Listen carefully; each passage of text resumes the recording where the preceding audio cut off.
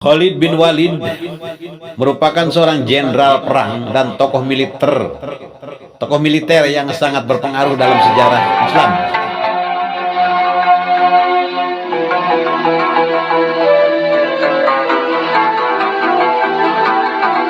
Dikutip dari detikhikmah.com.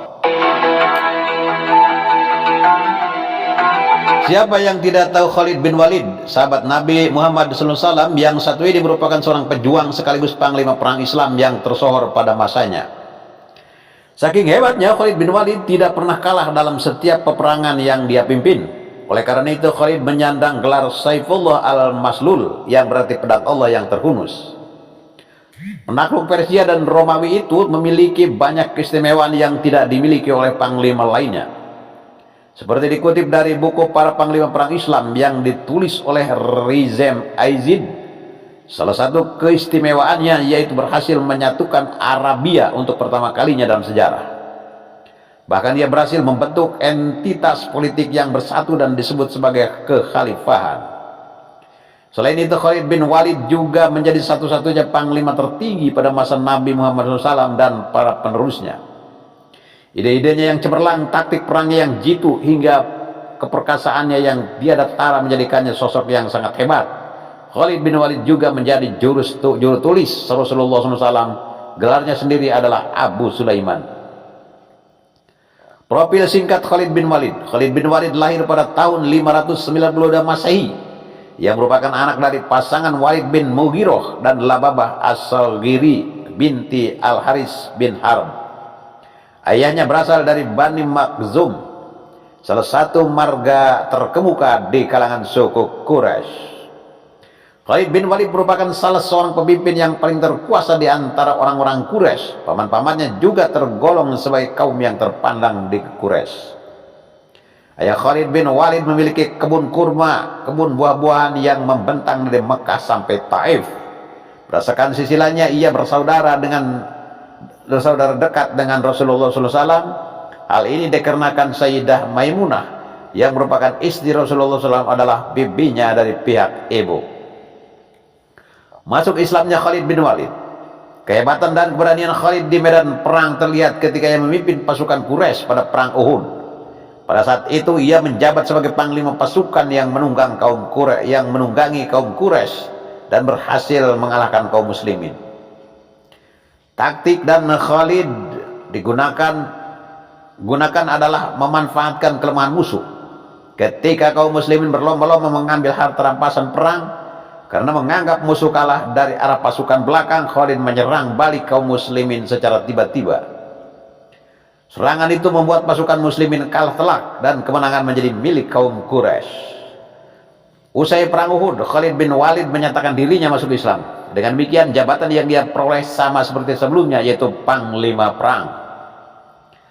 Khalid bin Walid tidak pernah mengalahkan Rasulullah SAW. Setiap perang yang dipimpin Khalid berhasil memperoleh kemenangan. Prestasi tersebut kian berlanjut hingga masa pemerintahan Abu Bakar. Kala itu Khalid ditugaskan untuk memperluas wilayah Islam dan membuat kalang kabut pasukan Romawi dan Persia.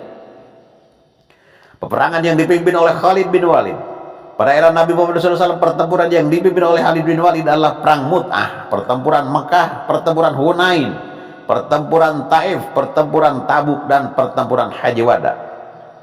Ketika Perang Mut'ah, Khalid kehilangan 9 pedangnya. Inilah yang menyebabkan dirinya memperoleh gelar pedang Allah yang terhunus oleh Rasulullah SAW. Sementara itu, pada peristiwa pertempuran Mekah atau Fatu Makkah pada tahun 631 Masehi, Khalid bin Walid memiliki andil yang cukup besar dalam mengobarkan semangat pasukannya.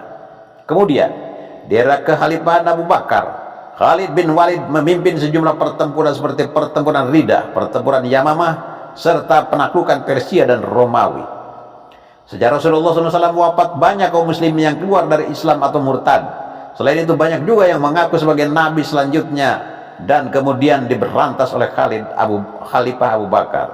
Salah satu pemberantasan tersebut dilakukan oleh pertempuran Yamamah yang melawan Musailamah Al-Kadzab, seseorang yang mengaku nabi.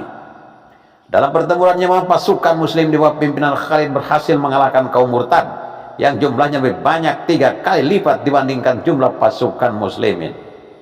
Sementara itu, ketika penaklukan Persia dan Romawi, Khalid bersama 18.000 pasukan muslim berhasil menguasai wilayah Persia dengan cepat. Bahkan dia meraih 4 pertempuran secara berurutan dengan cepat, yaitu pertempuran rantai, pertempuran sungai, pertempuran Walaja, dan pertempuran Ulais. Teladan yang diperoleh dari kisah Khalid bin Walid. Sejak terjang Khalid bin Walid sebagai panglima perang Islam tidak diragukan lagi. Kisahnya ini menyimpan banyak pelajaran penting yang bisa diteladani oleh umat muslim. Salah satunya tidak takabur. Meski kehebatannya tidak diragukan lagi, Khalid tidak pernah sombong dan sombong. Dirinya tetap rendah hati dan tawadu. Selain itu, teladan lainnya yang dapat diperoleh dari kisah Khalid bin Walid ialah ikhlas dalam berjuang. Meski sempat dipecat sebagai panglima oleh Khalifah Umar, Khalid tidak kecewa dan memberontak. Menurutnya semua posisi jabatan adalah sama, yang membedakan hanya keikhlasan dalam memperjuangkan kebenaran. Dengan demikian, ia menerima keputusan Khalifah Umar dengan lapang.